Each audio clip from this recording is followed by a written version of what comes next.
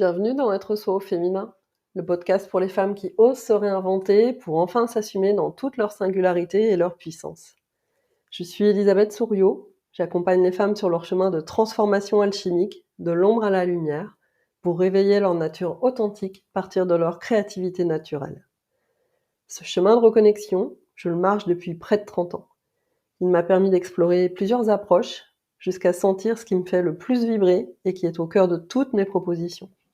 L'art-thérapie et les approches créatives au sens large. 2 fois par mois, je te partage des réflexions, des pistes d'exploration et des outils concrets pour t'accompagner sur ce chemin de révélation de ton trésor intérieur.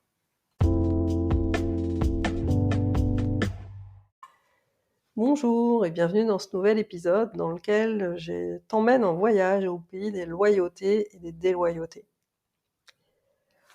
C'est assez stupéfiant de voir à quel point cette question de loyauté revient dans quasiment tous les domaines de notre vie. Comment elle peut venir irriguer chaque relation, chaque interaction et de très nombreux de nos comportements. Évidemment, en creux, il y a la question de la déloyauté. Qu'il s'agisse de nos modes de vie, de nos relations avec notre famille, avec nos enfants, avec notre partenaire, de ce qui est valorisé et autorisé, et de ce qui est au contraire interdit et déprécié. Tout ce qui va tourner autour des études, de la vie professionnelle, de l'argent, de la réussite, quoi que ce soit que tu mettes derrière le mot réussite, et encore une fois, c'est des critères qui vont être définis par le groupe en question. Et on parle aussi d'opinion politique, de culture, de religion, et tellement, tellement d'autres choses, j'en passe et des meilleures. Alors, cette dualité, loyauté, déloyauté, c'est quelque chose que j'ai beaucoup interrogé dans mon parcours personnel et puis maintenant, avec mes clientes. C'est évidemment pas pour rien que je me suis intéressée et formée à la psychogénéalogie et je constate qu'en fait, elle est jamais très, très loin sous la surface et qu'elle peut vraiment polluer la vie et nous tirer en arrière si on n'en prend pas conscience et si on n'arrive pas à y porter un nouveau regard. Alors c'est à cela que je t'invite. D'abord, à aller regarder ce qu'il y a derrière cette notion de loyauté. Qu'est-ce qui peut bien se cacher derrière?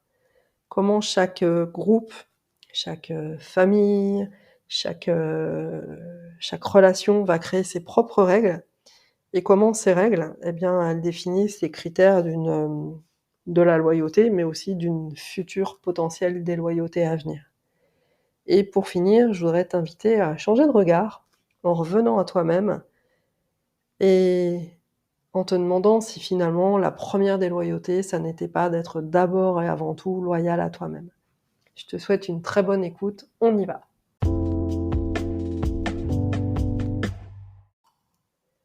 Alors, qu'est-ce que c'est la loyauté? Pour commencer, je vais te lire un extrait d'un texte de Delphine de Vigan, dans son roman qui s'appelle justement Les loyautés. Les loyautés, ce sont des liens invisibles qui nous rattachent aux autres, aux morts comme aux vivants. Ce sont des promesses que nous avons murmurées et dont nous ignorons l'écho. Des fidélités silencieuses. Ce sont des contrats passés le plus souvent avec nous-mêmes. Des mots d'ordre admis sans les avoir entendus. Des dettes que nous abritons dans les replis de nos mémoires.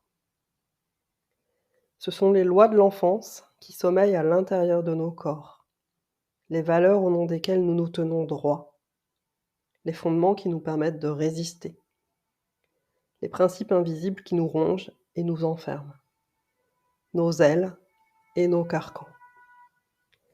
Ce sont les tremplins sur lesquels nos forces se déploient et les tranchées dans lesquelles nous enterrons nos rêves. Voilà. Quasiment tout y est, tout est dit. Je pourrais presque arrêter l'épisode ici. La loyauté, c'est un peu comme un pacte, comme un contrat, plus ou moins conscient, qui est passé entre les membres d'un groupe, d'un système. Et je parlerai plus tard de ce que c'est qu'un groupe. Qui dit contrat dit règles, et aussi respect des règles. Donc être loyal, c'est respecter les termes du contrat. La loyauté, elle nous parle d'engagement, de fidélité et d'appartenance. J'intègre et je respecte les règles du groupe auquel j'appartiens, qu'il s'agisse de ma famille, d'une entreprise, quel que soit le niveau. Je lui prouve ainsi ma loyauté, ma fidélité et en retour, j'ai une place dans ce groupe, ma place. La loyauté donc, elle nous parle aussi potentiellement de reproduction, puisqu'il s'agit de se conformer à un certain schéma, même si évidemment certaines nuances peuvent être, admises ici et là. Et si je ne respecte pas ces règles, je romps le contrat et je sors du système. Je m'en exclus moi-même ou alors les autres s'en chargeront à ma place.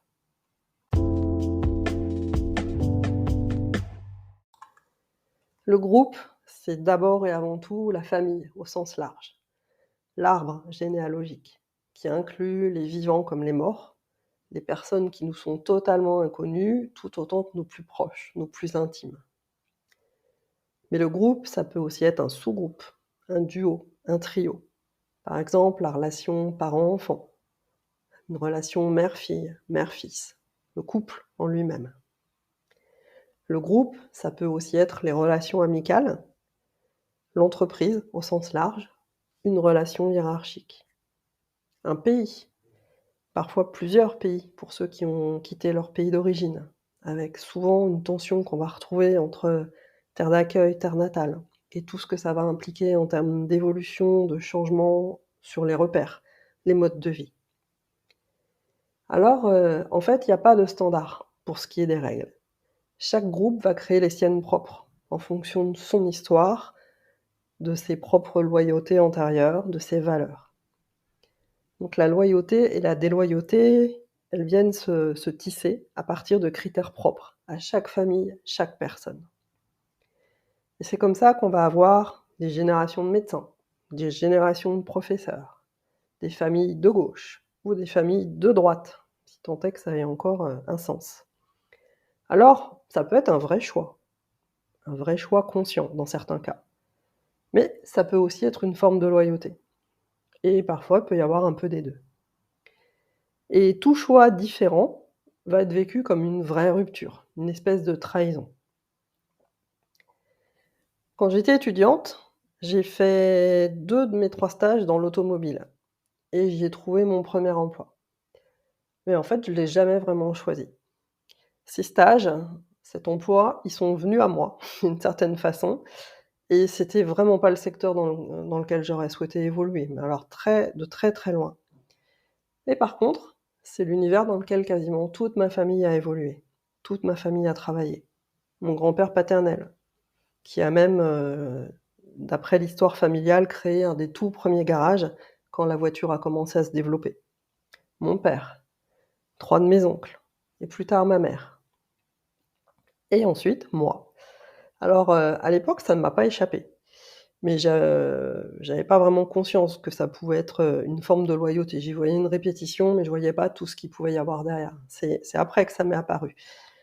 Ensuite, j'ai quitté ce domaine et je pense que j'ai bouclé une boucle à ce moment-là et je t'en parlerai un peu plus tard.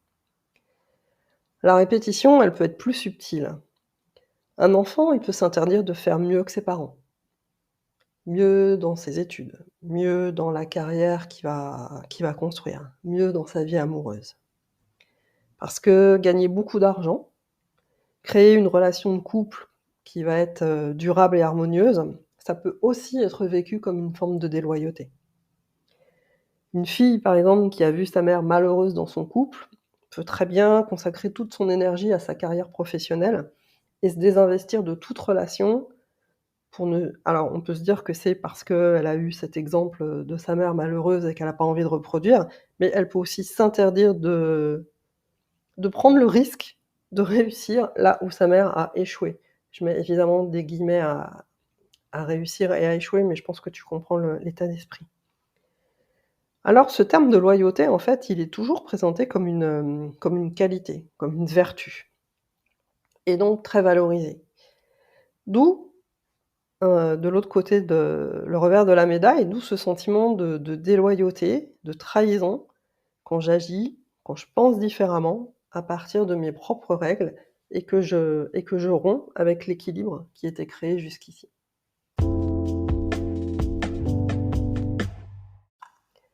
Du coup, c'est quoi être déloyal?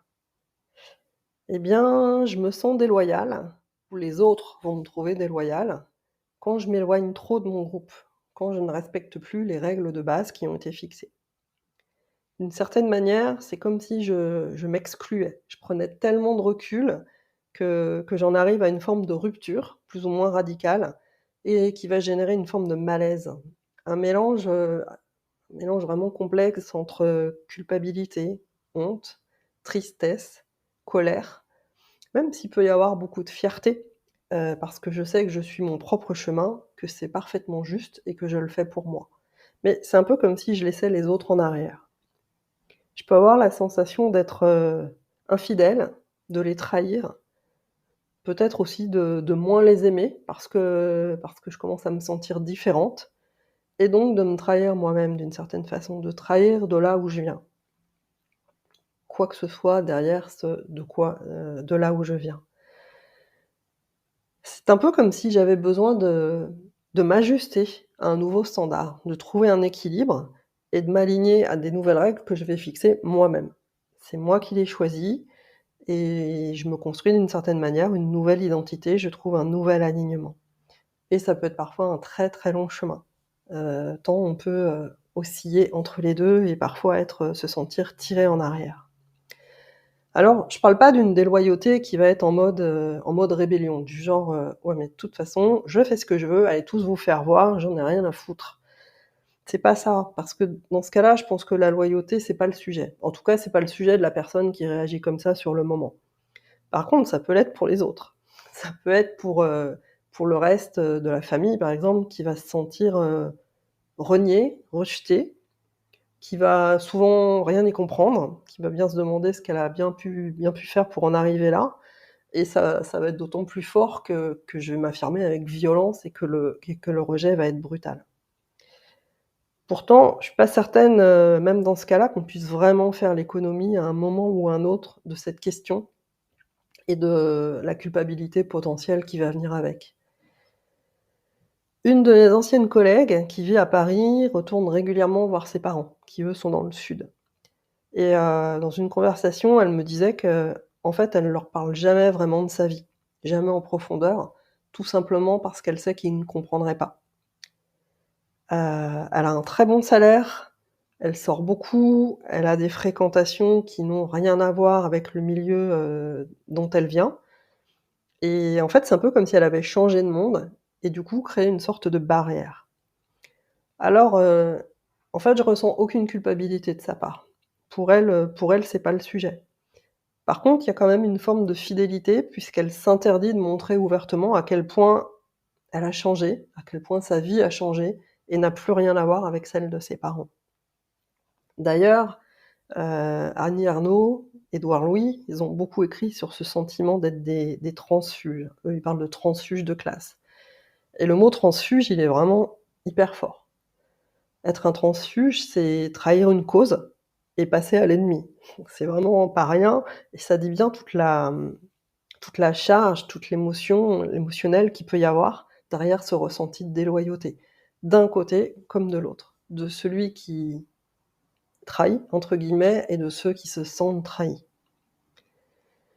Personnellement, je me rappelle, j'ai fait acte de déloyauté à un moment dans ma vie professionnelle. Je travaillais dans une petite entité d'un groupe automobile qui allait fermer et le DRH m'a fait comprendre que j'allais payer très, très cher mon positionnement parce que j'ai participé, moi, salarié cadre, à une réunion d'information et de revendication qui était initiée par des salariés non cadres. Et là, clairement, j'étais pas à ma place. J'ai soutenu mes collègues et d'une certaine manière, j'ai trahi l'entreprise. En tout cas, on me l'a vraiment fait ressentir comme ça et on m'a dit que je serais pas reclassée dans le groupe. Alors, c'est à mon plus grand bonheur puisque justement j'avais choisi moi de ne pas rester, de ne pas accepter une proposition de reclassement et de boucler cette boucle de l'automobile dont je te parlais tout à l'heure. Mais quand même, il y a vraiment voilà, quand on est cadre, il y a certaines choses qu'on ne fait pas et pour moi, alors je dirais pas que c'était un engagement de soutenir mes collègues, mais pour moi, on était tous dans le même bateau. L'entité allait fermer, il allait y avoir, un certain nombre de personnes qui allaient vraiment se retrouver en difficulté et pour moi, c'était, normal d'être à leur côté. C'était pas un acte de revendication, mais je pense que ça a été perçu comme tel en tout cas. Pour moi, c'était juste, je m'incluais dans un groupe et à ce moment-là, le fait d'être cadre ou pas cadre, ça n'avait mais strictement aucune importance pour moi.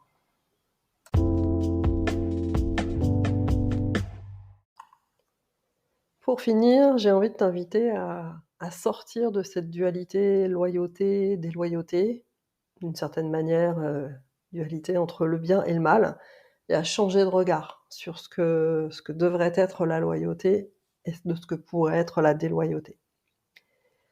En fait, on l'a vu, beaucoup de nos loyautés proviennent de notre famille, de notre généalogie et une bonne part peut rester totalement inconsciente, en fait. C'est un peu comme si on avait absorbé tout ça au fur et à mesure, jusqu'à ce qu'un jour, peut-être, on soit amené à les remettre en cause. Tout simplement parce qu'on évolue, que notre réalité change et que nos choix changent. Et là, eh bien, on est amené à se poser cette question, en fait: «Est-ce que ça m'appartient vraiment? Est-ce que c'est vraiment qui je suis, moi, maintenant?» Et là, bah, tu as le choix. Tu peux te forcer à rester loyal, à continuer à respecter des règles qui te correspondent pas et en fait, ça revient à te mentir à toi-même et aussi à mentir aux autres. Et ce mensonge, est-ce que c'est encore de la loyauté? Est-ce que c'est pas une forme de trahison aussi? Vis-à-vis de toi-même, pour ne pas te respecter, pour ne pas suivre ce qui est vrai et authentique en toi, et aussi une forme de trahison vis-à-vis des autres aussi, même si ça contribue à maintenir la cohésion du groupe, du système. Parce qu'après tout, un contrat à durée indéterminée dans le milieu professionnel, un contrat de mariage, ça n'est pas forcément des contrats à vie. Un contrat, il est signé à un moment donné et il peut évoluer dans le temps. Il peut être rompu ou alors on peut choisir d'en adapter certaines règles et effectivement, ça demande un ajustement de part et d'autre et rompre un contrat, c'est pas forcément être déloyal et c'est pas forcément une trahison, ni pour toi, ni pour l'autre. Ou alors, j'aime bien cette phrase de Claire Marin qui dit que c'est une trahison nécessaire qu'il faut traverser et dépasser pour s'affirmer. Ça revient un peu à l'image que je prenais tout à l'heure de comme si on changeait de monde et qu'on mettait une frontière, voilà. On on passe une étape, on passe, à une autre façon de voir les choses, à d'autres choix et oui, il peut y avoir un fil à passer pour se positionner et venir s'ancrer dans ce qui est vraiment le plus juste pour soi. Et c'est dans ce sens que, ce mot déloyauté, d'une certaine manière, j'y vois, parfois le potentiel de ta pleine souveraineté. C'est cet endroit où tu peux venir réinterroger chacun de tes engagements, chacun de tes choix, pour déterminer s'ils te correspondent toujours et peut-être poser de nouveaux choix. En fait, je trouve que c'est une démarche d'une très, très grande honnêteté, pour toi et pour l'autre. Il me semble que la première déloyauté, c'est d'abord et avant tout d'être fidèle à toi-même, d'être loyal à toi-même et de t'engager pour toi, parce que personne ne le fera à ta place. Et ça fonctionne, y compris quand ça implique de rompre, évidemment avec certaines croyances, avec certaines pratiques, de s'autoriser à faire des choses que peut-être les autres autour de toi ne s'autorisent pas, et y compris jusqu'à rompre avec certaines de ces personnes si vraiment tu sens que ça te tire trop en arrière et que ce n'est pas possible de t'assumer et de vivre pleinement ta vie à partir de qui tu es. Alors oui, évidemment, l'extérieur peut se sentir, déstabilisé. C'est normal, il peut le prendre mal, j'ai envie de dire ça lui appartient et parfois il en faut très peu, tant les habitudes, les règles sont vraiment bien ancrées. Alors pourquoi est-ce qu'on irait les remettre en cause? C'est qui ce vilain petit canard là qui sort du rang et qui se fait remarquer et qui choisit sa propre voie? À l'extérieur, la famille, peut se faire Parfois peut agir, vraiment parce qu'elle se sent profondément blessée, mais parfois elle peut aussi se faire un malin plaisir à remuer le couteau dans la plaie et à pointer ta déloyauté, ton infidélité pour te culpabiliser et te faire rentrer dans le rang. Et là encore, c'est à toi de choisir, comment est-ce que tu as envie d'avancer. La loyauté, je la vois comme un choix clairement assumé, un choix conscient et certainement pas comme une prison, un enfermement. Et si tu as la sensation que c'est le cas, que c'est quelque chose qui t'enferme et qui t'empêche d'évoluer, eh bien, je pense que tu as vraiment tout à gagner à venir réinterroger ce choix. Et oui, pour finir, est-ce qu'il y a un prix à payer à être déloyal? Eh bien, j'ai envie de retourner la question, en fait. Quel est le prix à payer à être loyal à tout prix, justement, et à te conformer, à rester dans quelque chose qui ne te convient plus? Et qui potentiellement ne convient pas aux autres non plus, qui ne trouvent peut-être pas la solution pour sortir de tout ce qui se joue dans le système. Et c'est là que je reviens à cette notion de souveraineté qui, je pense, est vraiment centrale. Je te souhaite une très bonne exploration de tout ce que cet épisode aura pu faire remonter en toi, de toutes, tes interrogations, tes souvenirs et peut-être de tes envies d'avancer autrement à partir d'aujourd'hui. Tu as aimé cet épisode et tu veux être à l'écoute des prochains? Alors je t'invite à liker et à t'abonner à Être soi au féminin sur ta plateforme préférée. Pour en savoir plus sur moi, mon parcours et mes propositions, je te donne l'adresse de mon site internet dans le descriptif de l'épisode. À très bientôt pour un prochain épisode d'Être soi au féminin.